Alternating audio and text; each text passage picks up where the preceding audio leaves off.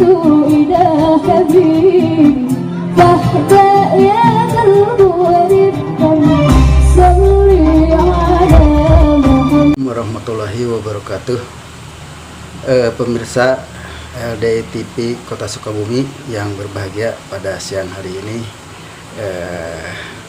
selamat bergabung kembali di channel LDI TV Kota Sukabumi. Pada hari ini hari Jumat, kebetulan hari ini adalah hari besar bagi umat Islam, yaitu merayakan Idul Adha, yaitu hari raya Idul Kurban. Nah, ini kebetulan tadi sudah melaksanakan sholat Idul Adha di lapang kami, Lembaga Dakwah Islam Indonesia Kota Sukabumi, melaksanakan sebagian warganya itu melaksanakan kegiatan sholat Idul Adha di Kebun Pedes pimpinan cabang di Kebun Pedes, yang kebetulan fasilitasnya ada lapangan yang cukup luas sehingga tidak terlalu padat kalau disatukan di Kota Sukabumi. Kami akan mencoba mengenai sejarah kurban. Ternyata yang kami dapatkan, selain riwayat pertama kurban dilaksanakan oleh Nabi Ibrahim, dan ternyata menurut ustadz-ustadz di Lembaga Dakwah Islam ini, justru awalnya itu sejak Nabi Adam punya keturunan, itu dilakukan kurban. Untuk lebih jelasnya kita simak Ustadz Abdul Ghafur dari Lembaga Dakwah Islam Indonesia Kota Sukabumi. Pada kesempatan ini mungkin akan menyampaikan, beliau kebetulan menjelaskan mengenai kapankah mulai dilaksanakan kurban sebagai ibadah penghambaan kepada Allah Subhanahu wa taala, merupakan ketaatan kepada Tuhannya seorang makhluk. Kita dengarkan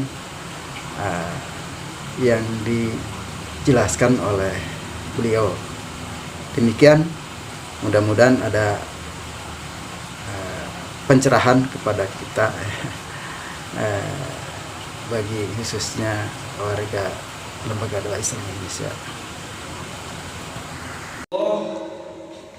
Telah memberi engkau Muhammad anugerah berupa telaga Kausar yang ada di dalam surga.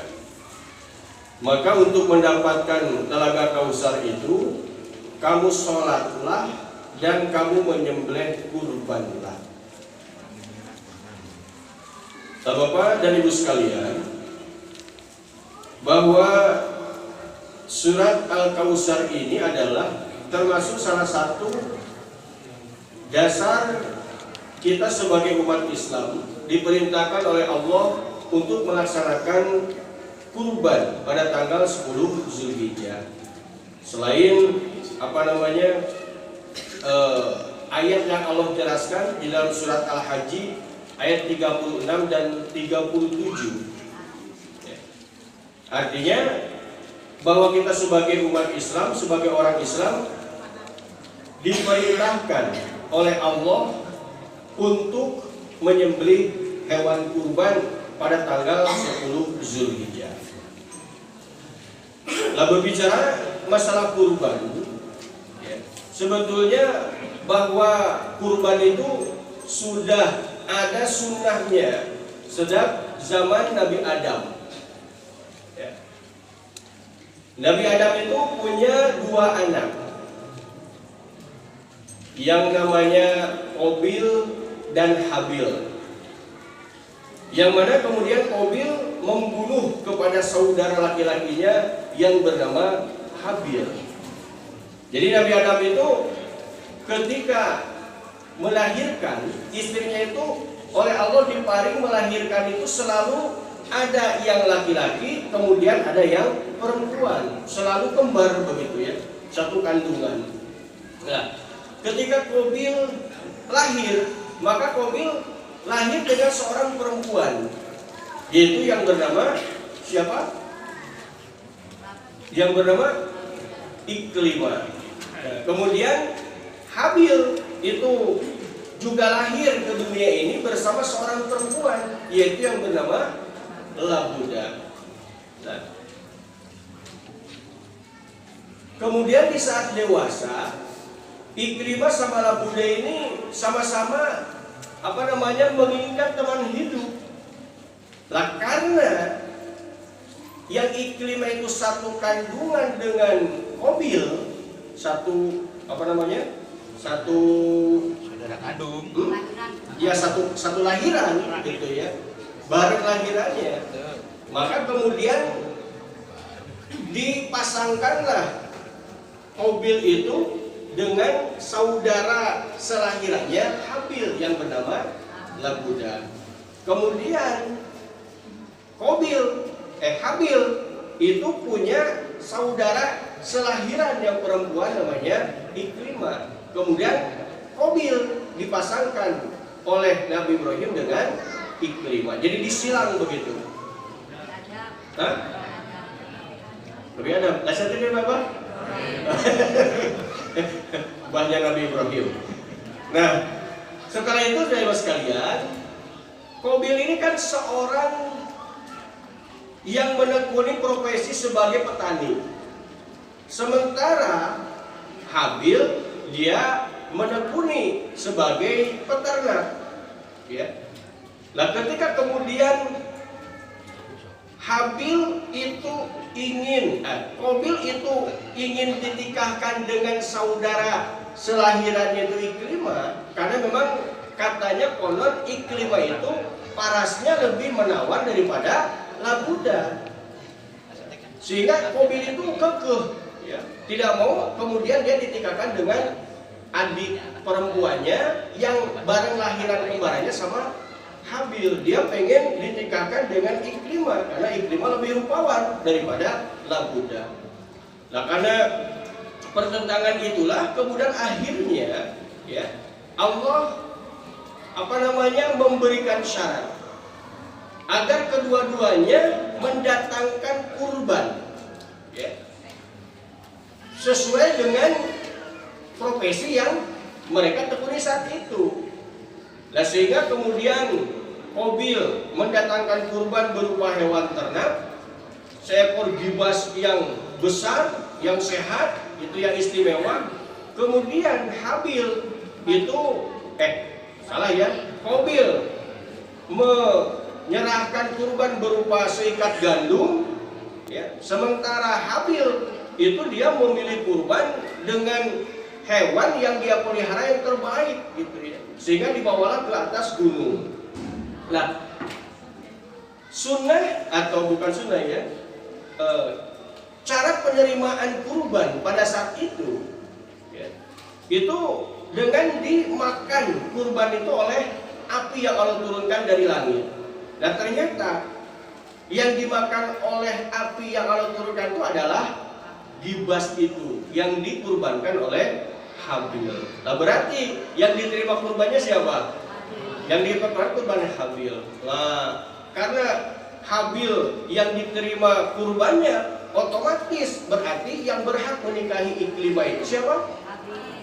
Habil. Nah, sehingga timbullah rasa marah dari Qabil karena dia kurbannya itu seikat gandum, jadi tidak dipersungguh begitu. Sehingga yang diterima adalah kurbannya siapa? Habil. Nah, dari situlah kemudian akhirnya Qabil mengatakan dia akan membunuh Habil. Kenapa? Karena dia gagal menikahi Iklimah, gitu ya. Nah, ini diceritakan di dalam Al-Quran itu di surat Al-Maidah ya, Al-Maidah ayat 7. Watlu alaihim naba abnai Adam bil haqq id qarraba qurbanan fatuqbila min ahadihima wa lam yutaqabbal minal akhir. Jadi kedua-duanya diperintahkan berkurban, Qabil dan Habil, tetapi ternyata yang diterima kurbannya adalah kurban Habil. Kemudian qala la aqtulannak. Qabil terucap, "Hei Habil, saya akan membunuh kamu." Karena dia tidak berhasil mendapatkan wanita pujaannya, yaitu saudaranya yang bernama Ikrimah. Nah, akhirnya kemudian Habil dibunuh. Kemudian setelah dibunuh, Qabil ini bingung. Setelah dibunuh mau digimanain? Akhirnya dia bolak-balik di bukit itu membawa jenazahnya Habil. Tetapi kemudian di tengah kebingungannya itu dia melihat seekor burung gagak yang lagi ngoreh-ngoreh tanah. Dia menguburkan burung gagak yang dia bunuh gitu. Oh, dari situ kemudian Qabil terilhami cara untuk menghilangkan mayat ini adalah dengan dikubur. Nah, saudara sekalian, cerita tentang Qabil dan Habil ini adalah cerita bagaimana kemudian Allah memerintahkan kurban kepada hambanya. Ya. Walaupun saat itu kurban yang diperintahkan oleh Allah itu adalah untuk menentukan siapa yang akan mendapatkan Ikrimah. Nabi tadi mengatakan inna a'toinakal kausar fasholli lirabbika wanhar. Maka aku telah diberi oleh Allah telaga kausar di surga. Kalau kalian ingin masuk ke telaga kausar, maka kalian sholatlah dan kalian menyembelihlah kurban.